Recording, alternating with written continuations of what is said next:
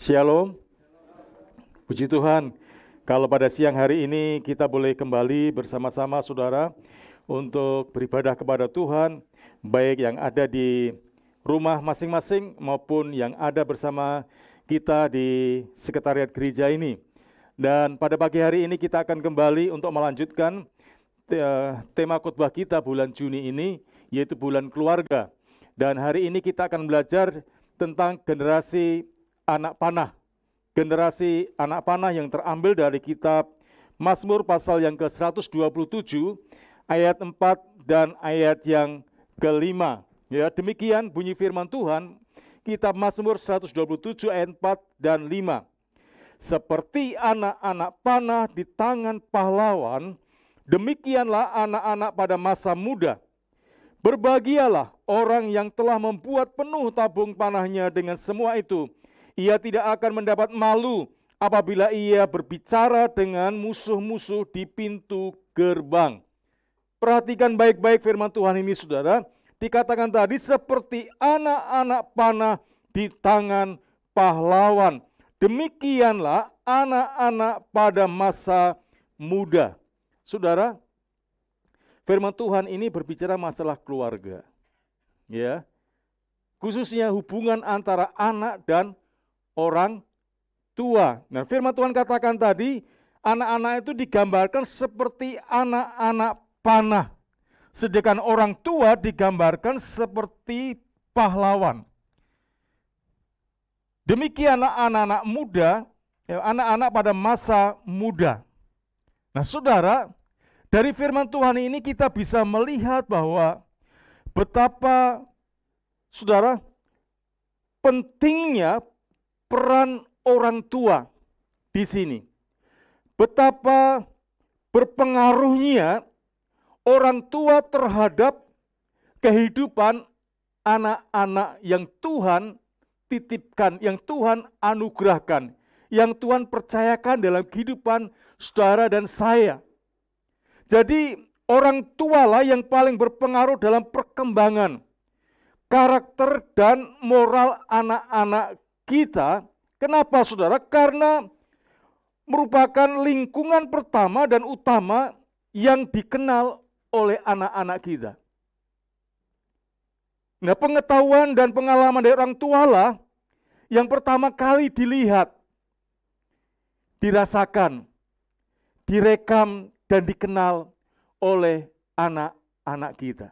Jadi betapa pentingnya peran orang tua terhadap anak di sini dalam hal pembentukan moral dan karakter dari anak-anak yang Tuhan percayakan kepada kita. Karena orang tualah tempat yang paling pertama atau utama anak-anak kita, saudara, dibentuk. Jadi lingkungan kita yang paling utama, paling pertama-tama, keluarga, di rumah, bukan di luar, saudara, tapi di rumah. Dan di rumah itu adalah orang tua. Ya. Dan itu akan membentuk bagaimana karakter dan moral anak-anak kita. Anak-anak kita akan melihat bagaimana kehidupan kita. Sehingga ada istilah, ya, tidak jauh dari buah, tidak jauh dari pohonnya. Karena apa? Anak-anak akan melihat, akan merekam, akan mengenal. Yang pertama-tama adalah orang tua. Jadi figur orang tua itu akan menentukan bagaimana kehidupan anak-anak kita ke depan. Oleh karena itu, saudara, apa yang harus dilakukan oleh orang tua? Karena kita menyadari bahwa orang tua itu akan menentukan, ya, tentang bagaimana keadaan anak-anak kita. Oleh karena itu orang tua harus, ya, mendidik anak-anak sejak dini, ya. Jadi orang tua harus mendidik anak-anaknya sejak dini dan menanamkan nilai-nilai moral, ya, sebagai dasar anak untuk bersikap dan berperilaku dalam hidupnya. Sebagaimana dikatakan dalam Amsal 29 ayat 17, didiklah anakmu, maka akan memberi ketentraman kepadamu, dan mendatangkan sukacita kepadamu. Saudara, cuma sayang, akhir-akhir ini banyak orang tua melupakan tanggung jawab untuk hal ini. Ya, banyak orang tua melupakan atau mengabaikan dalam hal mendidik anak-anaknya sejak dini untuk apa? Menanamkan nilai-nilai moral sebagai dasar untuk anak-anak kita untuk bersikap dan berperilaku dalam hidupnya dengan benar. Jadi banyak orang tua sekarang ini ya menyerahkan pendidikan anak itu kepada siapa, saudara? Ya, kepada pembantu, kepada baby sister, kepada guru sekolah minggu, kepada gereja. Ya. Bahkan sekarang ini lebih gawat lagi, ya, banyak orang tua mendidik anaknya, menyerahkan didikan anaknya itu kepada ini, saudara, alat ini. Ya. Jadi supaya anak nggak rewel, bukan dikasih nasihat, dibimbing, tapi apa, saudara? Langsung dikasih HP. Supaya anak nurut, makan nggak rewel, maka anak itu dikasih HP. Nah, ketika HP-nya diangkat, saudara, apa yang terjadi? Anak itu akhirnya apa? Memberontak. Anak itu nangis nggak bisa dihentikan. Itu saya lihat di, saudara, YouTube. Ya, memang itu bahan untuk apa istilahnya guyon, tapi ini ada satu fakta, saudara. Ketika anak itu ya diambil HP-nya, wah, saudara, nangisnya nggak ketulungan. Tapi ketika dikembalikan HP-nya langsung cep, saudara. Langsung diem itu, saudara. Jadi anak sekarang ini dibesarkan melalui HP. Dan saudara, yang menurut penelitian, saudara, ya, ini hal yang sangat mengejutkan. Karena apa, saudara? Karena di 42 kota dari Irian sampai Sumatera, saudara, umur 15 sampai 25 tahun, saudara. Anak-anak Kristen ini bukan orang luar, tapi anak-anak Kristen. Itu 43% remaja Kristen ya lebih dari satu kali seminggu. Dalam satu minggu itu lebih dari satu kali dia menonton apa, saudara? Melihat film porno. Ya, jadi 43%, saudara. Anak-anak muda Kristen itu ya melihat film porno, dan 64% itu yang melihat laki-laki. Yang 26%-nya itu 36%-nya itu perempuan. Jadi sudah ngeri sekali ya.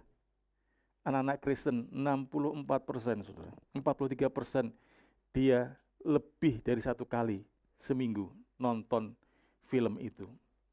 Karena apa? Dia nggak lepas dari HP. Tidur pun sekarang nggak ditemani bantal guling, saudara. Tidur pun di sampingnya ada apa? Ada HP. HP itu berhenti ketika orangnya tidur, saudara. Selama melek matanya itu sudah HP itu nempel seperti ada apa? Ada magnetnya, saudara. Ya. Tidur baru HP-nya ikut tidur. Tidurnya pun nemeni dia tidur, saudara. Saudara, itu mengerikan sekali. Oleh karena itu, saudara, ya penting sekali kita orang tua untuk mendidik anak sedini mungkin, ya, dalam hal tadi, saudara, membentuk moral dan karakter anak kita, ya, membangun sikap dan tindakan anak kita itu di dalam kebenaran. Dan nanti kita akan belajar apa yang harus kita asuh atau kita didik, kita latih mereka, anak-anak panah ini. Karena anak-anak panah ini tidak akan bisa berfungsi dengan normal, saudara. Tidak terjadi dengan sendirinya. Kalau saudara punya anak panah itu tentunya saudara dibentuk ya, supaya anak panah ini bisa lurus, bisa mencapai sasarannya itu tidak jadi begitu saja. Bahkan tidak dibuat asal-asalan, tapi dibuat dengan satu rencana, dengan satu keseimbangan, sehingga pada waktu anak panah ini dilesatkan, sudah dilepaskan itu, maka anak panah itu bisa mencapai sasaran. Jadi harus ada tujuannya. Anak panah itu ada tujuan dibentuknya. Nah, demikian juga sudah dalam kehidupan kita, sebagai orang tua kita juga harus mendidik anak dengan satu tujuan yang jelas. Bukan asal-asalan saja. Ya, oleh karena itu dikatakan di sini tadi bahwa peran orang tua mendidik anak itu untuk membangun karakter itu penting, Saudara. Ya, karena apa? Hari-hari ini banyak orang tua hanya bangga dan puas kalau anaknya ini juara. Anaknya pinter. Sehingga sejak dini anak itu sudah dididik, dilatih sedemikian rupa. Saudara, sekolah sekarang ini ya TK itu harus bisa baca, bisa nulis. Sehingga orang tua almarhum saya dulu sempat marah kepada ya kami, Saudara, karena melihat cucunya itu ya sore-sore sudah disuruh les, Saudara. Ya karena dia TK. Ya TK sudah harus bisa membaca. Nah, Saudara, ya mau nggak mau ya harus les, Saudara. Karena apa? TK harus bisa membaca, bisa nulis. Padahal pada waktu saya masih sekolah dulu itu mulai belajar membaca dan nulis itu pada waktu kelas 1, Saudara. Ya, bahkan cara menghitungnya pun itu dulu kita pakai lidi, Saudara. Lidi dipotongin gitu, Saudara. Untuk belajar nambah kurang itu, Saudara. Ya, 1 tambah 1 ya lidi tambah 1 lidi itu jadi 2, Saudara. Dulu begitu, Saudara. Sekarang pakai kalkulator. Kalau dulu nggak ada kalkulator, Saudara. Ya, itu caranya pakai lidi tadi. Ya, 2 dikurangi 1, jadi berapa? Wah, tinggal 1. Jadi dulu tuh saya belajar begitu di SD, di kampung, Saudara. Ya, itu pun satu tahun belajar hanya untuk menulis dan membaca. Ya, menghitung pun belum, Saudara. Ya, baru kelas 2 mulai menghitung. Tapi sekarang ini TKA itu sudah apa, Saudara? Dimotivasi, didorong untuk membaca, untuk menggambar, menulis, wah macam-macam untuk bisa nyanyi dan sebagainya. Ya, dan orang tua bangga kalau anaknya bisa begitu, tapi tidak menekankan tentang bagaimana karakter dan moralnya, Saudara. Ya, jadi hanya orang tua itu hanya ya sudah mendorong anaknya untuk bisa juara, tapi tidak pernah berusaha bagaimana anaknya memiliki karakter yang baik yang benar. Ya, dan ini situasi pada zaman sekarang ini, Saudara, sehingga banyak kasus terjadi. Anak-anak muda sekarang ini, wah Saudara, ya kalau dulu itu namanya ngerampok sebagainya itu banyak kan sudah orang-orang apa? Orang tua. Pada waktu saya masih anak-anak itu, masih remaja itu, yang melakukan kejahatan-kejahatan itu pada umumnya itu orang-orang sudah tua-tua. Tapi sekarang ini, Saudara, mulai dari anak SMP sampai orang tua, Saudara, melakukan kejahatan. Karena apa? Banyak orang tua sudah tidak lagi concern untuk mendidik anaknya dalam hal mendidik moral dan karakter. Ya. Oke, slide berikutnya tadi. Ya. Nah, Saudara, bagaimana kita mengasuh anak atau mendidik anak? Apa saja yang harus diberikan kepada anak-anak, Saudara? Di sana itu ada 5, tetapi saya rasa A dan B itu bisa menjadi 1, mengingat waktu, Saudara. Ya, jadi asuh anak untuk mengenal Tuhan dan firman-Nya sehingga anak itu akan menjadi anak yang takut akan Tuhan. Ya. Jadi kita harus mengasuh anak untuk mengenal firman dan Tuhan sehingga anak itu bisa menjadi takut akan Tuhan. Bagaimana anak menjadi takut akan Tuhan kalau kita nggak pernah menanamkan tentang kebenaran firman Tuhan, tidak mendorong dan mengajak anak kita untuk mengenal akan Kristus dan juga mengenal firman-Nya. Dalam poin berikutnya, yaitu poin pertama tadi. Itu contoh ada Timotius, Saudara. Timotius ini ya neneknya bernama Louis dan ibunya Eunike. Kalau sudah baca dalam kitab Timotius di sana. Mereka menanamkan nilai-nilai kebenaran firman Allah sejak kecil. Sehingga dikatakan di situ, ya, ingatlah juga bahwa dari kecil engkau sudah mengenal kitab suci. Ya. Saudara, jadi orang tua dari Timotius ini dia mendidik anaknya sejak kecil mengenal firman Tuhan. Nah, bagaimana dengan saudara saya? Ya, dorong saja enggak, apalagi mendidik, sudah mengajar. Untuk menyuruh anaknya ke gereja aja enggak ada kesempatan, enggak ada kemauan. Dibiarkan saja, saudara. Kita sebagai orang tua, saudara, harus mendorong anak-anak kita untuk mengenal Tuhan, untuk mencari Tuhan. Dan itu harus dimulai dari orang tua, saudara. Mulai dari orang tua. Oleh karena itu ya orang tua harus bertobat dulu, saudara ya.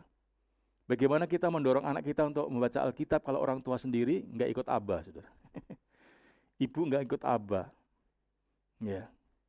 Bagaimana orang tua mau, saudara, melarang anaknya merokok, tapi orang tuanya satu hari 5 pak, saudara. Nggak bisa, saudara. Jadi, saudara, kita harus mendorong anak kita, harus mengasuh anak kita untuk mengenal firman-Nya, untuk mengenal Kristus, saudara. Jangan sampai anak kita tuh lebih cepat mengenal grup boyband. Boyband ya?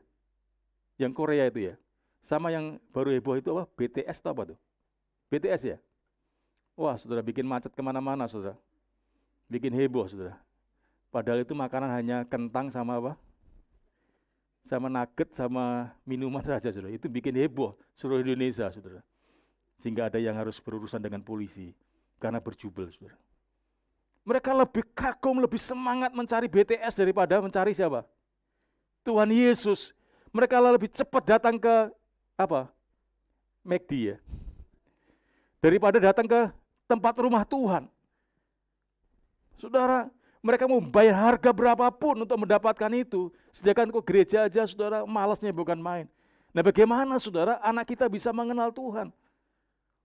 Ada orang tua, saudara, antarlah anaknya kalau memang nggak bisa naik motor, diantar aja. Saudara, diantar, didorong anaknya. Saya setiap minggu ngantar anak saya. Yang ada di rumah sekarang ini cuma satu. Ya. Dorong, ayo datang. Ya. Datang. Nganter. Ya kalau nggak diantar mungkin nggak mau datang, tapi harus diantar. Ya datang, saudara. Ya. Kenapa? Kita yang mendorong mereka. Dan saya bersyukur loh, saudara. Anak-anak saya sekarang dimanapun dia aktif di dalam pekerjaan dan pelayanan Tuhan. Karena apa? Karena ya memang dari kecil kita sudah latih, kita dorong, kita minta supaya ya mereka takut akan Tuhan, mengasihi Tuhan, melayani Tuhan. Ya. Dan akhirnya kita nggak khawatir, sudah. Karena apa? Dari kecil kita sudah dorong mereka untuk hidup bersama dengan Tuhan.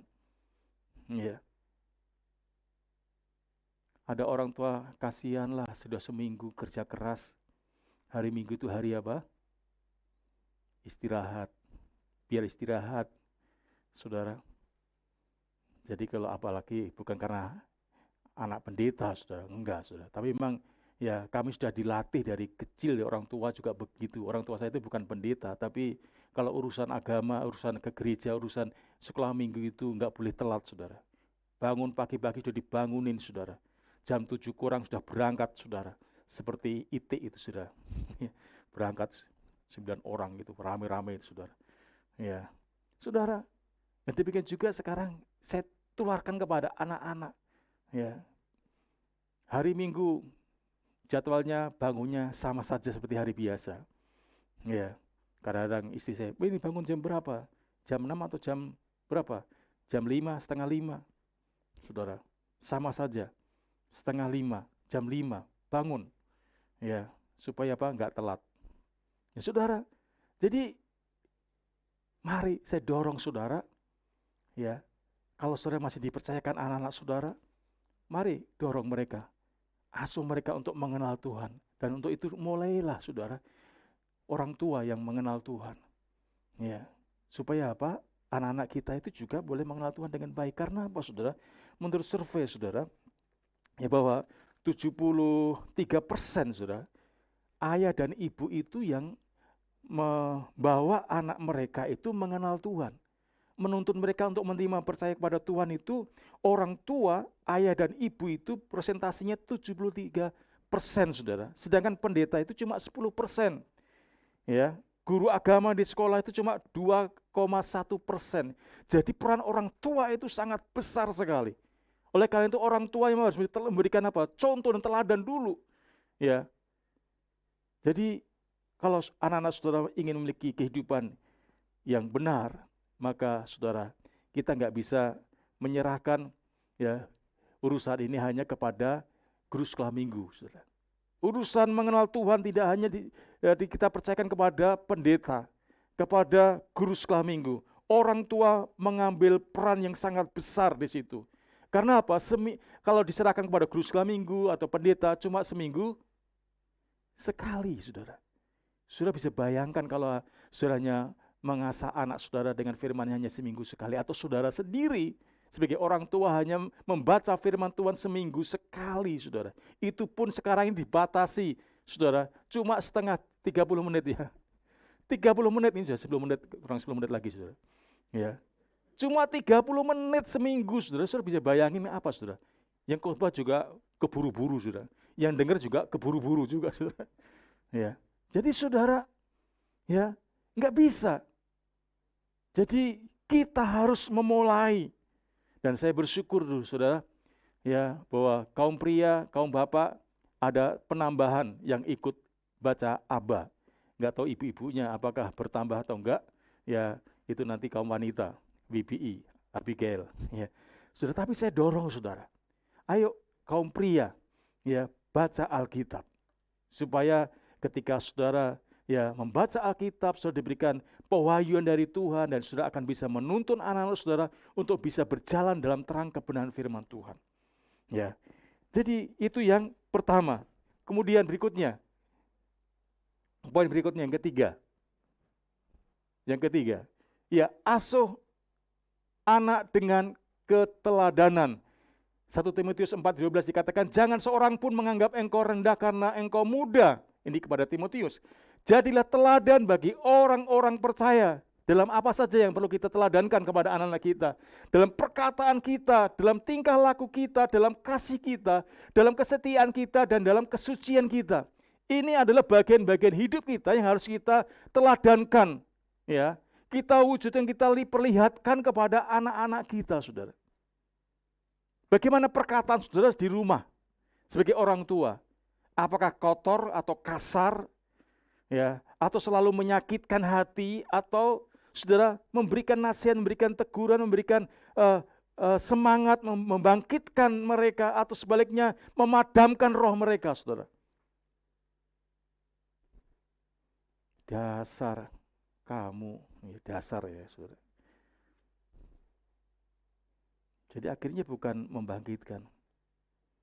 Ya. Seringkali saya bicara sama anak saya, ya, kamu bukan bodoh, ya, nggak ada istilah bodoh, itu nggak ada. Cuma kurang tekun, kurang banyak apa, saudara? Belajar. Kalau kamu belajar pasti bisa, ya. Tapi kalau belum, memang kamu bodoh, apalagi harus dibanding-bandingkan, saudara. Wah, itu lebih menyakitkan lagi, ya. Jadi saya berusaha perkataan saya itu bukan apa ya, mengutuk istilahnya lah. Dasar kamu bodoh, dasar kamu ini, pokoknya yang jelek-jelek itu, saudara. Dikasih pengertian-pengertian, ya, saudara. Tingkah laku kita gimana, saudara? Bagaimana sikap kita? Ketika marah gimana, saudara? Ada piring terbang? Ya. Atau ada KDRT? Saya pernah lihat di YouTube, saudara. Karena orang tuanya KDRT, terus saja orang suami nempelengin, nendang istrinya, anaknya lihat gitu aja, saudara. Tutup mata yang ditutup begitu. Setelah gede, saudara, karena melihat perlakuan ayahnya ini, saudara, akhirnya dia melawan orang tuanya, melawan ayahnya, saudara. Jadi kita harus memberikan teladan, saudara. Ya, saya bilang tadi, kalau nak jangan ngerokok, ya saudara ya jangan ngerokok lah. Ya, melarang merokok, tapi saudara, wah, di depan anak terus begini, saudara. Ya, ngepul, ya. Nak jangan minum, tapi di rumah itu ya oplosannya banyak di sana. Ya, nak jangan ini, jangan itu. Ya, saudara, kita nggak bisa ya melarang anak itu kalau kita sendiri tidak melakukannya, saudara. Jadi teladan, contoh itu penting, saudara. Kemudian, saudara, berikutnya, ya, set berikutnya, asuh anak dengan kasih. Kolose 3:12, karena itu sebagai orang-orang pilihan Allah yang dikuduskan dan dikasihinya, kenakanlah belas kasihan, kemurahan, kerendahan hati, kelemah lembutan, dan kesabaran. Asuh anak dengan kasih. Kasih di sini tidak hanya bicara tentang kasih uang, artinya kebutuhan-kebutuhan yang bersifat ya sandang, pangan, dan papan.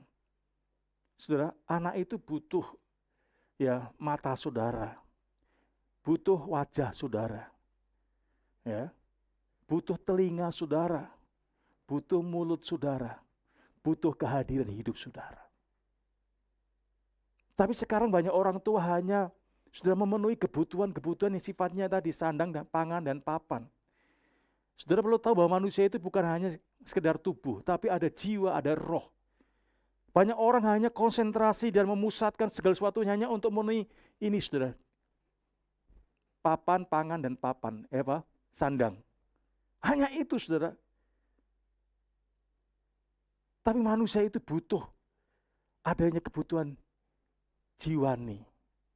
Saudara, perasaan, hati, perhatian. Oleh karena itu kita nggak bisa hanya yang penting aku bekerja keras, cari uang banyak, kemudian apapun kebutuhan, aku cukupi, aku penuhi. Enggak, saudara. Satu hari ada seorang pemuda datang, ngomong begini, Om Pur, saya sebetulnya sih nggak butuh uang yang begitu melimpah itu. Aku sebetulnya nggak butuh mobil yang bagus itu. Tapi aku butuh papa. Aku butuh papa. Ya. Nah, kenapa? Nggak ada waktu sedikit pun buat saya. Kalau diajak itu, besok saja, papi sudah capek, besok saja. Nah, pekerjaan tiap hari papi itu kerja keras. Malam-malam pulang, nanti kalau mau ngobrol, besok saja. Jadi nggak ada waktu sedikit pun untuk sharing, untuk ngobrol, untuk ngomong-ngomong begitu. Nggak ada. Ya, saudara. Jadi anak ini merasa seperti nggak punya orang tua. Walaupun ada orang tua, tapi seperti nggak punya orang tua. Nah, sekarang banyak orang semacam ini, saudara. Tadi pagi saya jelaskan saya kasih teman saya, saudara, di Jakarta. Dia tinggal di Bogor, kerjanya di Jakarta. Nah, saudara, Jakarta kan tahu banyak macet, sehingga dia punya anak tapi seperti nggak punya anak, saudara. Kenapa? Jarang ketemu. Karena apa? Pada waktu berangkat kerja dia sudah pagi-pagi sekali. Jam 4, jam setengah 5 itu dia berangkat. Karena apa? Takut macet, saudara. Ya. Dia pergi dulu. Anak masih apa? Tidur. Nah, pulangnya demikian juga, saudara. Anak itu sudah mulai tidur. Ada waktu hari Minggu itu untuk dia istirahat. Karena apa? Hari Senin sampai Sabtu dia kerja capek sehingga dia istirahat hari Minggu. Sama aja nggak punya waktu. Jadi anak ini dibesarkan bukan oleh seorang ayah, tapi oleh bibinya. Sekarang ini ditambah dengan HP. Sehingga ketika anak ini menjadi anak yang tidak sesuai dengan tujuan yang Allah ciptakan, yaitu untuk kemuliaan Tuhan, untuk memuliakan nama Tuhan, untuk mengharumkan nama orang tua, saudara. Justru sebaliknya memalukan orang tua. Karena apa? Dia melakukan tindakan amoral. Kenapa? Orang tua tidak peduli dengan keadaan manusia batiniahnya.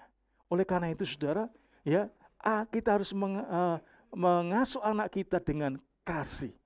Bukan hanya kita bekerja keras untuk memenuhi kebutuhan mereka, tapi kebutuhan jiwani pun juga perlu kita bangun. Anak kita sekali lagi butuh sudah belian tangan saudara. Butuh sudah nasihat saudara.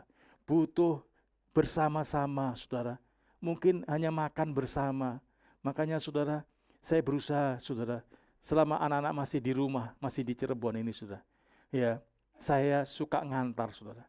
Ya, jemput sekolah, ngantar sekolah. Saudara, kecuali yang laki-laki dulu, saudara, sebelum punya motor, ya kita bareng-bareng rame-rame, saudara. Nah, disitulah saya belajar, saudara. Seringkali saya ngobrol, untuk apa? Memberikan nasihat-nasihat. Kamu nggak boleh begini, nggak boleh begitu.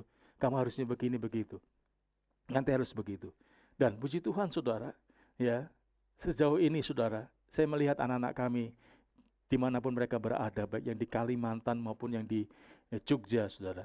Ya, saya mendengar kesaksian dari teman-temannya ketika kami ke Jogja, saudara, mereka ngomong tentang anak-anak kami, bukan negatif tapi yang positif. Ya. Dan ini semua karena apa, saudara? Mulai dari kecil kita latih mereka, kita didik mereka, dan kita sudah asuh bukan dengan kebencian, bukan kekerasan, bukan ancaman, tapi dengan didikan. Dan terakhir dikatakan kita harus mengasuh anak dengan disiplin. Tongkat dan teguran mendatangkan hikmat, tetapi anak yang dibiarkan mempermalukan ibunya. Ya, jadi ada disiplin, ada aturan. Ya, di rumah itu ada aturan. Orang tua punya aturan. Dan yang kami lakukan dulu, saudara, anak-anak harus pulang di rumah jam 9. Kalau ada lebih, ngasih tahu orang tua. Ya, belum selesai pi belajarnya, belum selesai pi masa ini pi. Yang ngasih tahu, yang penting ngasih tahu. Tapi kalau nggak ada pemberitahuan dan lebih dari jam 9, saudara, maka pintu dikunci. Ya, 1 jam, saudara, di luar, gedok-gedok begitu. Ya, teriak-teriak adiknya, teriak-teriak familinya. Ya, saya bilang nggak usah ya, biarin. Ya, setelah 1 jam baru saya buka, suruh duduk. Tahu kenapa gak dibuka 1 jam? Dia bilang tahu, salah. Ya, ya udah. Ya, supaya apa? Anak itu juga ketika dididik, didisiplin, saudara, tidak menaruh apa, saudara? Kepahitan. Banyak orang akhirnya nggak mau memberitahu, nggak mengajar, saudara. Akhirnya anak itu kepahitan sama orang tuanya. Tapi saya jelaskan kenapa demikian. Ya, kenapa Opi melakukan itu? Ya, karena kamu melanggar. Tahu aturannya, melanggar apa? Ya, saudara. Jadi kita harus disiplin, saudara, mendisiplin mereka, mendidik mereka, supaya anak-anak kita itu punya aturan. Nah, kalau nanti kita latih semacam itu, saudara, dimanapun mereka berada, saudara, mereka juga akan mengikuti aturan yang ada. Ya, jadi nggak maunya sendiri. Tapi sebagaimana dikatakan tadi, kalau nggak dididik, didisiplin, saudara, ya, maka itu akan mempermalukan, saudara. Dan saya percaya di sini kita semua sebagai orang tua tidak akan ingin, ya, anak-anak kita mempermalukan kita. Kita pingin anak-anak kita ini memuliakan Tuhan dan juga membanggakan orang tua. Ya, dan itu bisa terjadi, saudara, kalau anak-anak kita harus kita latih. Oleh karena itu, silakan, ya, generasi ilahi atau generasi anak panah adalah generasi yang cinta Tuhan, yang takut akan Tuhan dan bertumbuh seperti Yesus dan siap untuk berkarya sesuai tujuan diciptakannya dia oleh penciptanya. Generasi ini tidak bisa didapat secara instan, tetapi dilakukan bertahap melalui pola asuh yang benar dari orang tua sebagai faktor paling berpengaruh dalam perkembangannya. Jadi saudara, ya, sekali lagi betapa pentingnya peran saudara sebagai orang tua. Oleh karena itu, dan calon orang tua. Ya, di sini kan ada mau calon pengantin, tentunya pengen punya anak juga. Dan ini ada satu pelajaran bagaimana seharusnya kita, ya, bertindak supaya keluarga kita, keluarga yang memuliakan nama Tuhan. Tuhan memberkati. Mari kita akan datang kepada Tuhan dan kita akan naikkan pujian tadi, Kubuka Hati. Refnya saja.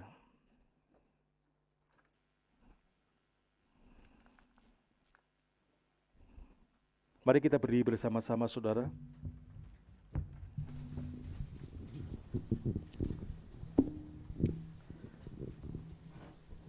Rohmu yang hidup, tapi kubuka hati untuk jamahanmu. Kubuka hati untuk jamahanmu, berserah penuh di hadiratmu.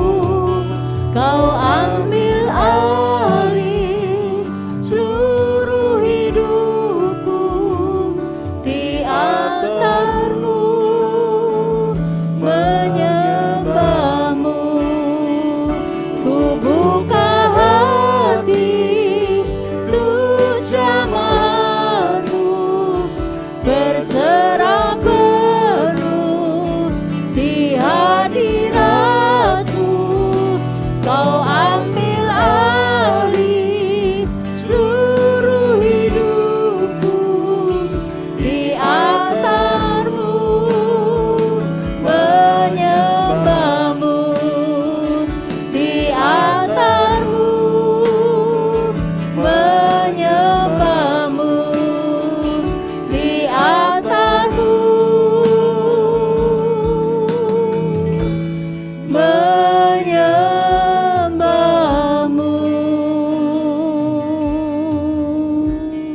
Terima kasih banyak Bapa untuk firman-Mu yang sudah kami dengar pada siang hari ini. Dan biarlah ini akan menuntun kami, orang-orang tua atau calon orang tua, bagaimana kami harus bertindak terhadap anak-anak kami. Anak-anak kami digambarkan seperti anak-anak panah. Anak panah ini Tuhan akan berfungsi dengan baik dan benar apabila kami persiapkan dengan benar, dengan baik. Dan untuk itu Tuhan, tolonglah kami sebagai orang tua yang Tuhan percayakan untuk mendidik anak-anak kami untuk hidup takut akan Tuhan. Untuk itu Tuhan, tolonglah kami supaya kami dapat menuntun anak-anak kami untuk mengenal Engkau dan kebenaran firman-Mu, supaya anak-anak kami menjadi anak-anak yang takut akan Tuhan. Dan tolonglah kami dalam mengasuh anak-anak kami. Kami mengasuhnya dengan kasih yang daripada Tuhan, kasih yang membawa kehidupan, kasih yang membawa kekuatan. Tuhan, tolonglah kami supaya kami juga mengasuh anak kami dengan keteladanan hidup yang benar, dan juga mendisiplin anak kami dengan kebenaran firman-Mu, supaya Tuhan, anak-anak kami menjadi anak-anak panah yang lulus, yang benar, yang Tuhan pada saat dilepaskan mereka boleh melesat dan mencapai kepada sasarannya, yaitu sasaran kami melalui anak-anak kami, supaya Engkau dipermuliakan dan kami orang tua tidak dipermalukan Tuhan. Oleh karena itu tolonglah kami, kalau selama ini kami tidak mendidik anak kami, membangun manusia moral mereka, karakter mereka, kami hanya memperhatikan, mementingkan hanya otak, hanya Tuhan kepandaian, kepintaran, tetapi kami tidak membangun karakter mereka, tidak membangun moral mereka dengan benar. Ampuni kami Tuhan, tolonglah kami supaya kami Tuhan hadir di tengah anak-anak kami, supaya melalui kehidupan kami Tuhan, anak-anak kami boleh menjadi anak-anak yang baik, anak-anak yang berkarakter sebagaimana yang Tuhan inginkan di dalam kehidupan kami sebagai anak-anak-Mu Tuhan. Terima kasih banyak Bapa, meterangkan firman-Mu bagi kami semuanya. Dan kami juga berdoa dan menyerahkan terus untuk hamba-hamba-Mu yang sudah terlibat dalam pelayanan pada hari ini, baik untuk ibadah pertama, kedua. Tuhan terus pakai mereka untuk hari-hari mendatang, pakai lebih lanjut lagi untuk memberkati jemaat-Mu dan mempermuliakan nama Engkau Tuhan. Berkati rumah tangga, pekerjaan usaha, dan pendidikan mereka semuanya Tuhan.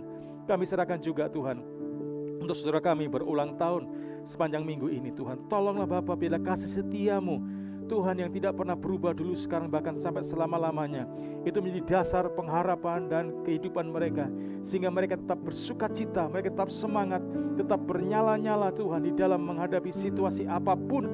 Karena satu pribadi yang tidak pernah ingkar, ada satu pribadi yang tidak pernah meninggalkan kami, yaitu Engkau Yesus Kristus Tuhan, yang ada, selalu ada bagi kami. Dalam situasi apapun Engkau selalu ada, bahkan Engkau siap untuk menolong kami. Tolonglah Bapa, Engkau teguhkan, kuatkan saudara kami, Engkau berkati mereka semuanya Tuhan. Demikian juga kami menyerahkan Tuhan untuk setiap persembahan anak-anak-Mu yang mereka bawa ke rumah Tuhan, baik melalui Tuhan transfer maupun mereka bawa ke persembahan, kotak persembahan Tuhan. Engkau memberkati setiap persembahan yang mereka bawa ke rumah Tuhan, supaya Tuhan, rumah Tuhan selalu ada kecukupan untuk melakukan segala tugas dan pekerjaannya Tuhan. Dan Engkau sendiri akan mengembalikan berkat-Mu berlimpah-limpah atas kehidupan anak-anak-Mu ini Tuhan. Demikian juga kami terus berdoa dan menyerahkan Tuhan untuk bangsa negara kami Tuhan, serta buat para pemimpin bangsa kami dari tingkat pusat sampai daerah, dari Bapak Jokowi bersama dengan seluruh stafnya Tuhan, di dalam menghadapi dan mengatasi situasi yang COVID-19 yang semakin hari-hari ini semakin melonjak, semakin banyak Tuhan, dan semakin banyak korban yang berjatuhan Tuhan. Tolonglah Bapa, Engkau berikan kekuatan dan kemampuan supaya pemerintah kami dapat mengendalikan, bahkan untuk mengatur seluruh masyarakat yang ada di negeri kami ini. Dan tolonglah Tuhan supaya ada kerjasama yang baik Tuhan, supaya pemerintah pusat sampai daerah dan juga seluruh masyarakat, mereka sungguh-sungguh dapat bekerja sama untuk berupaya mengatasi situasi ini Tuhan, supaya perkembangan Tuhan COVID-19 tidak semakin membesar, tetapi semakin berkurang dan bahkan hilang dari negeri kami ini Tuhan. Oleh karena itu tolonglah Tuhan, berikan kedisiplinan seluruh masyarakat untuk melaksanakan protokol kesehatan dengan baik Tuhan. Tolonglah Tuhan, kami mohon kemurahan-Mu, kami mohon anugerah-Mu bagi bangsa kami Tuhan. Demikian juga Engkau berkati Tuhan pertumbuhan ekonomi bangsa kami ini Tuhan. Akibat dari virus corona ini Tuhan, begitu banyak hal yang menyebabkan Tuhan kerusakan Tuhan perekonomian di tengah bangsa kami ini, sehingga banyak orang yang mengalami penderitaan dan kesusahan dan kemiskinan Tuhan. Kami minta Tuhan tolonglah Engkau karuniakan hikmat daripada Tuhan untuk dapat mengambil kebijakan-kebijakan yang benar, yang tepat, supaya dapat mengatasi situasi ekonomi ini dengan baik, sehingga bangsa kami tetap berjalan dengan baik Tuhan. Kami serahkan sepenuhnya ke dalam tangan-Mu Tuhan. Terima kasih banyak Bapa, terima kasih. Kami mengucap syukur untuk semua pertolongan Tuhan dalam ibadah kami, baik pertama kedua berjalan dengan baik. Oleh karena itu saudara dikasih Tuhan, mari kita akan pulang meninggalkan tempat ini dengan bawa berkat damai sejahtera dari Allah Bapa, kasih karunia dari Tuhan Yesus Kristus, serta persekutuan Allah Roh Kudus yang beri kekuatan pada kita semuanya mulai hari ini sampai Dia datang menjemput kita semuanya, dalam berkat Yesus Kristus Tuhan. Haleluya, amin.